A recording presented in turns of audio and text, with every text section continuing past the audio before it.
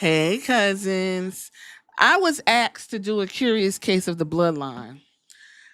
The bloodline is an interesting situation because when it started in 2020, it's like all the planets and the stars aligned and it made sense. And now 5 years later, you look back at where we are and it's like what's going on now. Roman, and through all of his shit talking, when he was talking shit to the camera, a lot of people was just like, oh yeah, whoop de whoop de whoop. But he said he wanted to make sure his family was going to eat off of this one storyline for the next 75 years. And then I see Zillify too post a little phone emoji on his ex, and I'm sitting here like, so this ain't gonna fucking end. This ain't going to end. Now, the whole thing I'm saying is if you're going to add people to the bloodline 2.0, 3.0, hood line, at least tell us why they're there. We never knew why Jacob Fatu showed up to get up under Solo. We never figured out why JC Mateo, who isn't a part of the actual blood, showed up and aligned himself with Solo. We never found out any of these things. It's almost as if we got the best of what we were going to get and it just kind of like, you know what I mean? So let's just have a little quick retrospective, okay? And I'm going to go through the highlights and things that I said when I said this storyline is fan fucking tastic. This is the best WWE is going to be, period. Like, you're never going to experience anything like this right now. Now, people who've grown up and were my age back in those days, they could say that their moments were, I don't fucking know, when Stone Cold, rolled the milk cart into the middle of the ring and sprayed everybody, or when Brian Pillman pulled a gun in his household, and all kinds of stuff could be a pivotal moment. But for us, in more modern WWE, this was a pivotal moment. It was.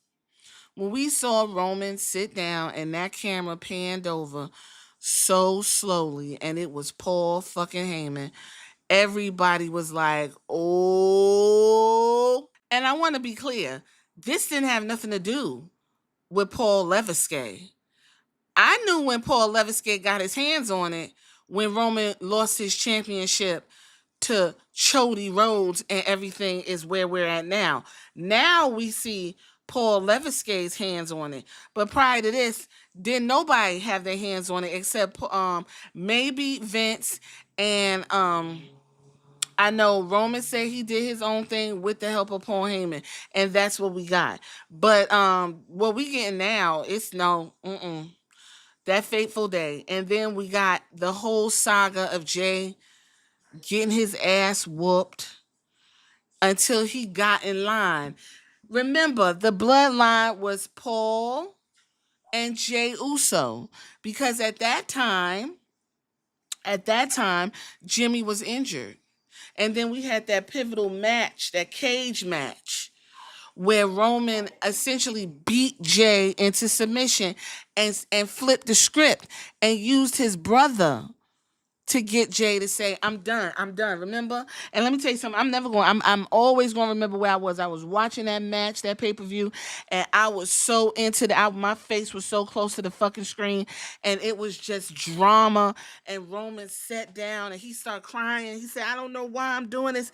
And Jimmy was like, it's all right. You my cousin. We cousins. Like, look at me. And he put him in the guillotine, and Jimmy was fighting for his life.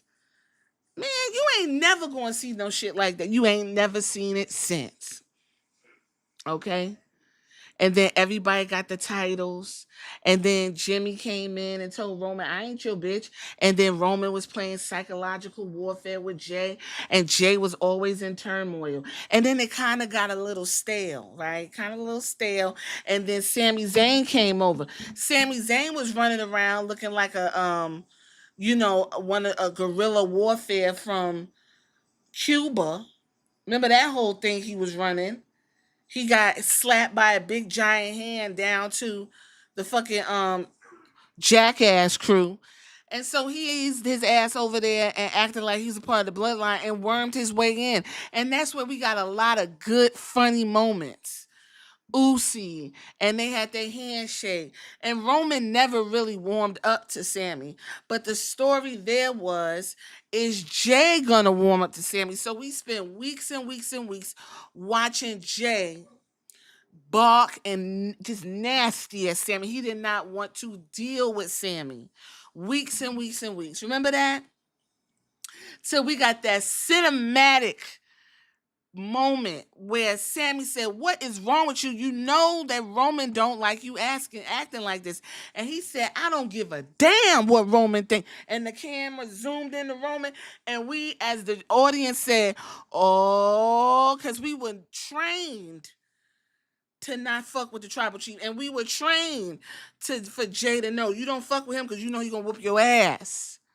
Okay. That was when you know we was all invested and it was a good time and everybody had the goal. The tag team undisputed, okay? Roman had all the titles. The wise man played his role as a submissive, do what I say. And when I ask for your counsel, I will ask for your counsel.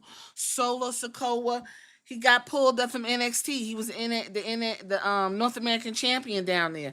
Pulled him up from NXT immediately, made him an enforcer. Solo didn't do no talking. All his talking was through his fucking thumb into your neck, right? We got that moment where the father and the uncle, Roman's father and uncle, laid him. We even got Young Rock, the series about Dwayne The Rock Johnson's life. He even put an Easter egg in the goddamn show 3 years prior to the actual WrestleMania, saying that we gonna do it. A young Roman Reigns was sitting on The Rock's shoulder, and Roman said, "I can't wait to fight you." And The Rock was like, "Yeah, maybe one day." And that sadly was snatched from us, from the Chody Rhodes Brigade. Then we move into the whole WrestleMania spectacle. The Rock comes back. He was always the guy that was supposed to wrap all of this up, but it didn't happen. We had to pivot. So The Rock came in, and essentially Roman fell to the back. Roman fell to the back. And even before that happened, we had to put Roman through all kind of adversary, all kinds of betrayal. Right? He had to get kicked in the face. He had to get hit in the back with chairs. He had to get fucked up and everything because of the way he did his family to get where he had to go. Right? Yeah. Broke up the bloodline, brought him back for, cage matches and shit that, really didn't make no damn sense. Solo got beside himself, took the Ula Fowler. Roman came back, took the Ula Fowler, and here we are. Right? It took a whole Avengers Assemble to beat Roman Reigns in his 4-year reign. You understand?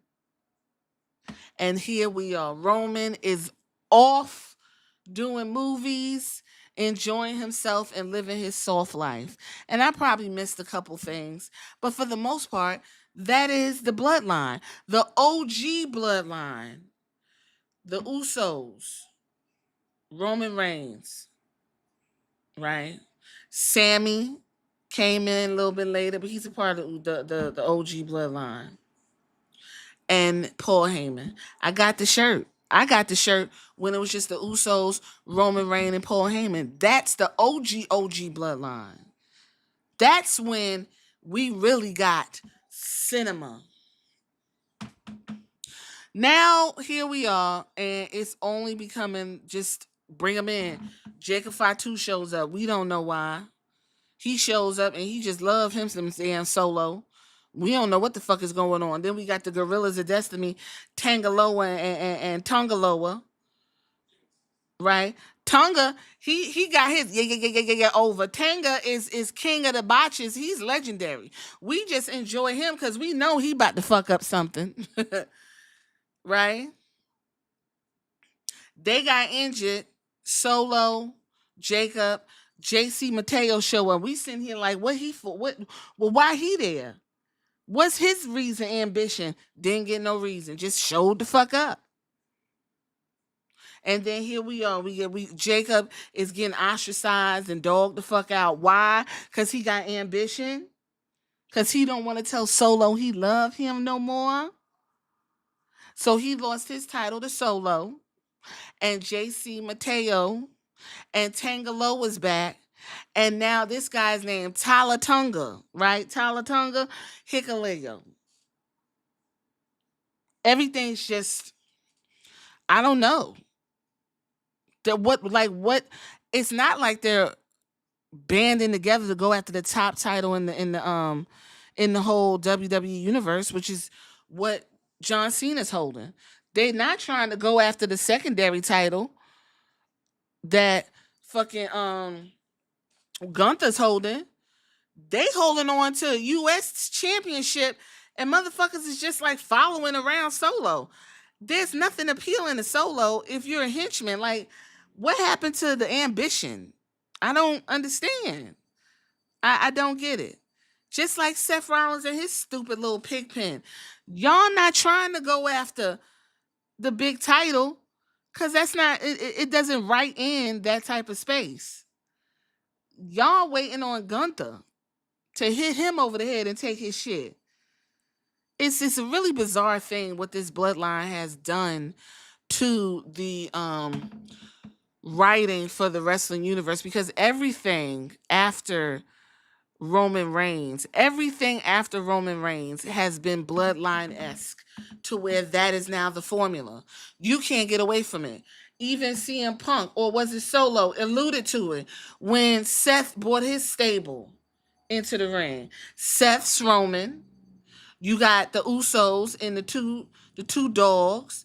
The wise man is still there. It does not fit. And when you look at the hood line, Solo is Roman. You got the two dogs, right? Right now it's Hikaleo and and Tangaloa. And JC Cizé, I guess, is gonna be Solo's old position. And then now you got Zilla Fatu, like, call me up, call me in. What inning or round are we in terms of baseball? So with the baseball analogy, somebody said we're in the third. Ain't no way we in the third inning. There are 9 innings in baseball. Now I'm gonna use some of my sports knowledge. There's 9 innings in baseball. And you get extra innings after there's a tie in the 9 innings. And then the game keeps going until everybody gets a chance to hit the ball and somebody gets more runs than the other, right? So you could go past 9 innings, and I really feel like we went past 9 innings. I think we're in the 9th inning, and it's going a little bit too long. I don't think anyone has actually hit a home run. Motherfuckers are just taking their chances at the bat. And no one has hit a home run yet. So according to the longest baseball game ever played, it was 33 innings in the minor league between the Paul Tix Red Sox and the Rochester Red Wings in 1981. So 33 innings. I think we're on our 12th. I don't think the goddamn bloodline's ever going to end, and I actually think it's become more of a curse than a blessing for WWE. I think as a fan of the bloodline and all of the things that I enjoyed, I think I'm kind of like done. I think there's nothing else to do. And that's because the writers don't take risks. They don't do shit. It's just goofy ass booking. They could flesh this out. They could do stories. They could explain to us Jacob. They could explain Hikaleo. They could explain everybody. They just don't. And now it's just, that's the formula for everybody. Bloodline, bloodline, bloodline. And then Roman will show up and we'll all get excited. And what would be Roman's place right now? Everyone wants Roman to come back to do what? Apologize to Jay? Get Jimmy and get the band back together and take over the world one more time? it's almost as if there's like nothing left in the lemon except they gonna go ahead and keep on just ranching it over the lemon, the juicer, just ranching it just till the juice just, till you start running into the goddamn the rind. I'm gonna leave it right there. Y'all tell me what y'all think in the comments.